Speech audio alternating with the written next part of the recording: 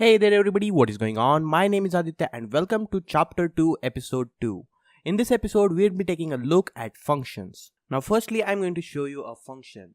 I'm going to define a module called as greeter, which will be having a function called as say, which will be taking in a parameter named as name, and it will be doing this io.puts hello hash name. So what this will be doing is it will simply print out the name of the name parameter that we'll be giving to the function.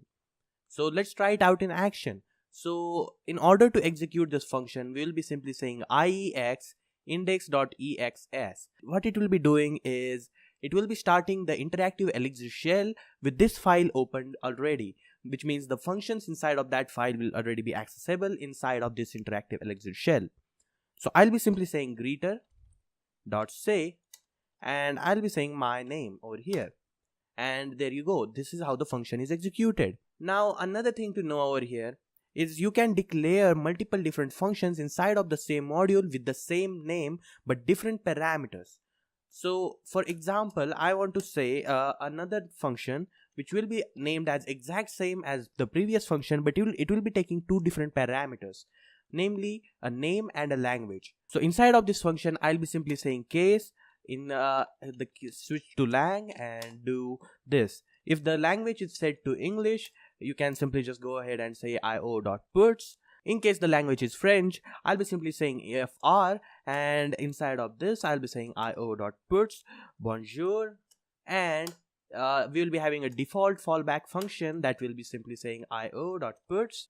So what I'm going to do is switch back to my Elixir shell and I'm simply going to say r greeter. Now what this will do is it will reload the module and adding any new functions that are added to the interactive Elixir shell. So what I can say is greeter.say and I'll be putting in my name, and then I'll be simply saying comma, I want to say it in French, and there you go, I'll be simply getting bonjour Aditya. So this is how you declare multiple different functions with the exact same name. Now another thing to know over here is what is happening over here is it is pattern matching the functions names and the parameters inside of this module. That brings us to the point called as function arity. Now what exactly is function arity? A lot of times you will be seeing the functions. Now I'm going to go ahead and produce an error over here. Now what this will be doing is it will be giving me undefined function error, since I have not defined a function which takes three different parameters inside of it. So you'll be seeing this say/1 and say/2.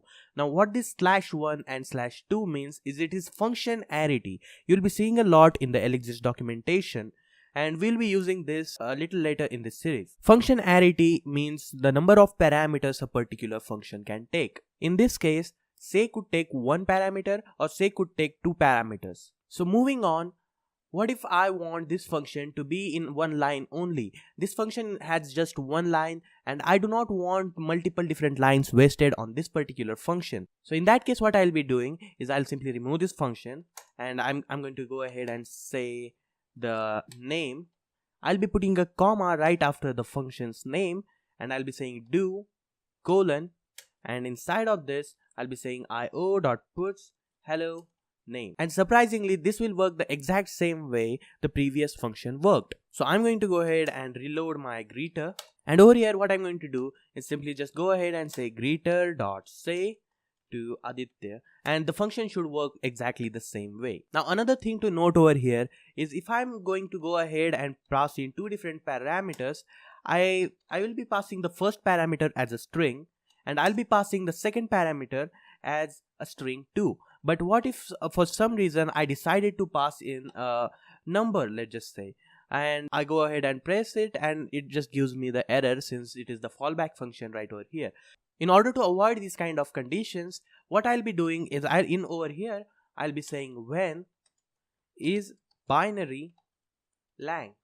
So what this does is it checks whether the lang variable is a string or not. If it is not a string, it won't execute the function. So let's just go ahead and see this in action. I'm going to save this file and I'm going to reload the greeter. And what I'm going to do over here is I'm going to say greeter.say the exact same thing that I did right over here, and there you go. What I'm getting over here is it is a function clause error. So what that means is the parameters provided inside of this function are incorrect. So now with that said, what you might want is the default language already set to English. So we want a default language parameter over here.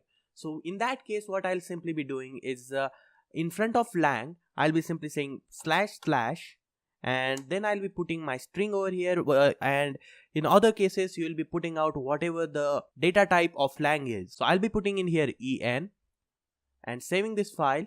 And since we already have a fallback function now, we do not need this function over here. I'm going to save this file.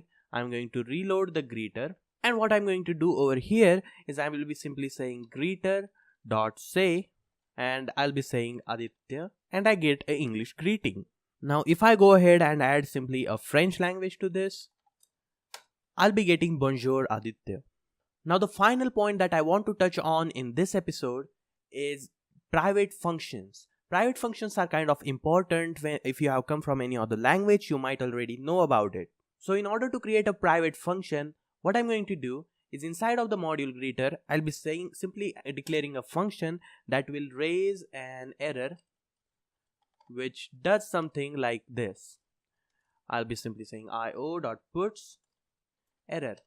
So what this is going to do is this is going to replace this part over here.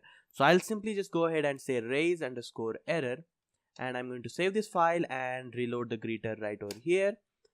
Now if you go ahead and simply say greeter.say and provide in your name, and you go ahead and provide in some faulty language like ASD, let's just say for example, you will be getting the straightforward error message. But if you want to invoke the function called as raise error from the IEX shell, it will not be able to get the function because the function is going to be private. So these kind of functions can only be accessed through your module, inside your module only. So that should be doing it for this episode. Thanks a lot for watching, and see you in the next one.